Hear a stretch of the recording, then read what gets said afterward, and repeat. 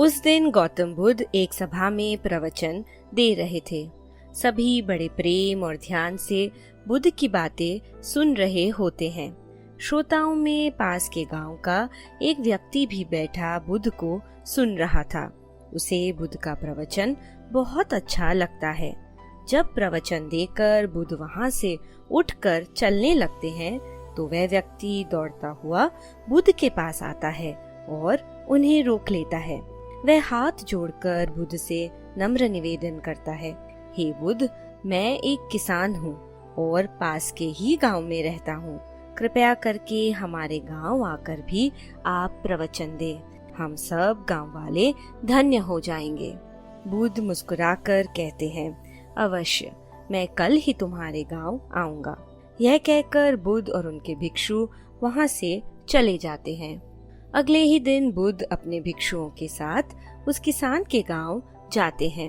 बुद्ध को देखते ही लोग उनके पास आकर अपने अपने प्रश्न पूछने लगते हैं।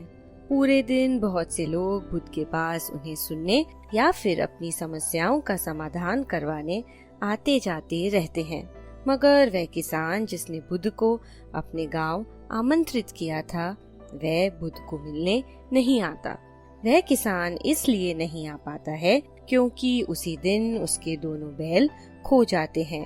वह 2 बैल ही उस किसान की रोजी रोटी के साधन थे।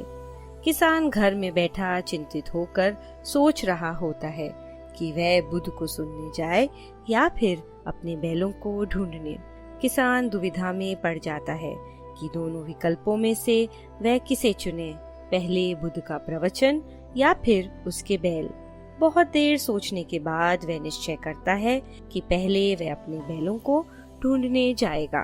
उधर बुद्ध भी उस किसान का इंतजार कर रहे होते हैं।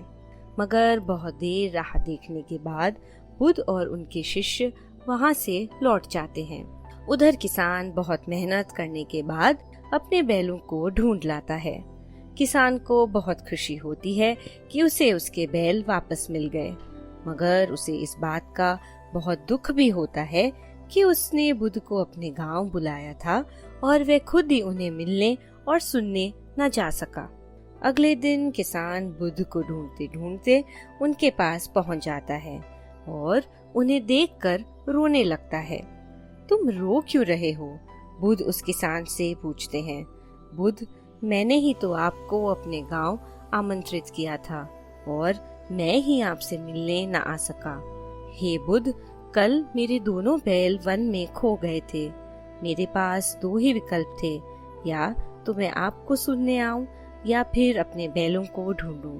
बैल मेरी रोजी रोटी हैं। यदि वे नहीं मिलते तो मेरे और मेरे परिवार के भूखे मरने की नौबत आ सकती थी। इसलिए मैं पहले उन्हें ढूंढने चला गया। मुझे माफ करें बुद्ध, मैंने आपका अपमान किया है। बुद्ध उस व्यक्ति से कहते हैं, अगर तुम उस समय मुझसे पूछते कि तुम्हें क्या चुनना चाहिए तो मैं भी तुम्हें वही करने को कहता जो तुमने किया है। यदि तुम बैलों को ढूंढने से पहले मेरे प्रवचन में आते तो तुम मेरा एक भी शब्द नहीं सुन पाते। तुम्हारा ध्यान तुम्हारे बैलों में ही रहता और तुम उनके बारे में ही सोचते रहते। परंतु अब तुम्हारे बैल मिल गए हैं और तुम्हारा मन एवं मस्तिष्क दोनों शांत है, इसलिए तुम्हारा ध्यान प्रवचन में लगेगा। मैं यह जानकर बहुत खुश हूँ कि तुमने पहले कर्म को चुना। कभी कभी कर्म धर्म से भी ऊंचा होता है। बुद्ध की बातें सुनकर उस किसान के मन से सारा बोझ उतर गया और वह ध्यान लगाकर बुद्ध के प्रवचन को सुनने बैठ गया।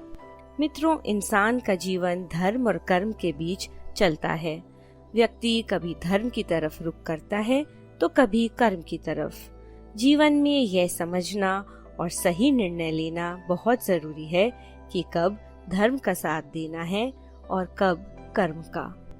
हमें कमेंट करके जरूर बताएं कि आपको ये कहानी कैसी लगी। लाइक बटन जरूर दबाएं और ऐसी इंस्पायरिंग कहानियाँ सुनने के लिए इस चैनल को सब्सक्राइब करें। नई कहानियों के नोटिफिकेशन के लिए बेल आइकन दबाना ना भूलें।